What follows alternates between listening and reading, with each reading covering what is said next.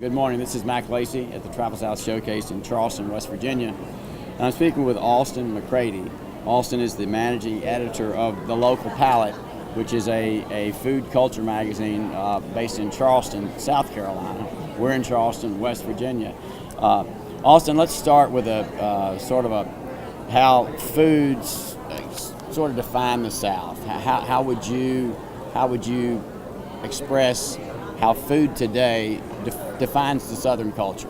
Southern food obviously is on the rise actually all over the nation. There are restaurants in Chicago, Brooklyn, San Francisco that are raving about their Southern cuisine, and people flock to them. So obviously it's something very popular. I was surprised last year when our magazine sold out in Reno, Nevada, of all places. Yeah. So I think that people have a sentimental attachment to Southern food. People are beginning to appreciate destinations like Charleston, West Virginia, for the foods they create and for the experiences that are unique to them. Absolutely.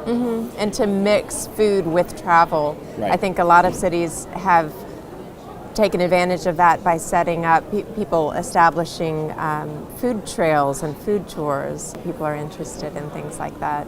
Well, I'll tell you what. I'm gonna borrow your magazine and just show it to our viewers. It's an absolutely beautiful magazine. Obviously, all about the food culture of the South. Yes. And why don't we wrap up with this? What is it about food that you think today is driving so much travel? I mean, food has really become, 20 years ago, people traveled to see things. Now they travel, in a lot of cases, to taste things. Right. Well, in the South, it may have all started with Frank Stitt in Birmingham in the 80s, who was using local farms, and he really started a trend, and then the restaurant scene took off there, and a lot of people followed suit. Charleston, South Carolina was behind them in catching on, and now suddenly every city, even little towns, are catching on to the farm to table not just the cities. movement. Yeah, absolutely. Yeah. People are setting up shop in really remote locations, and the national television shows are taking notice.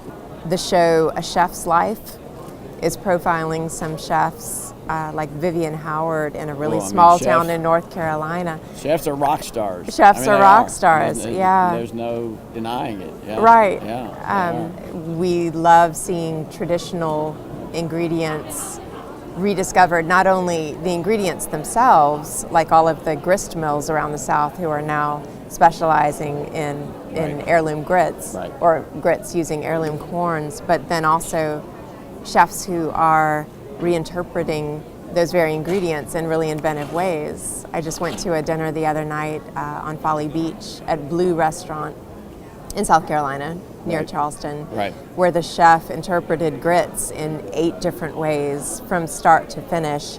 He used them in biscotti, which were the best biscotti I'd ever had.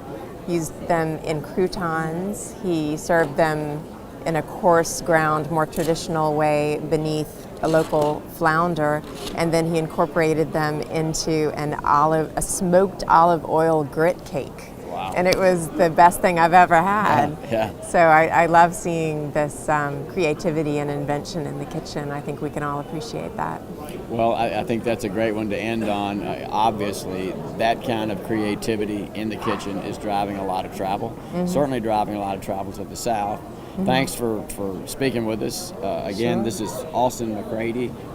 She is the managing editor of The Local Palate magazine based in Charleston, South Carolina. Thank you.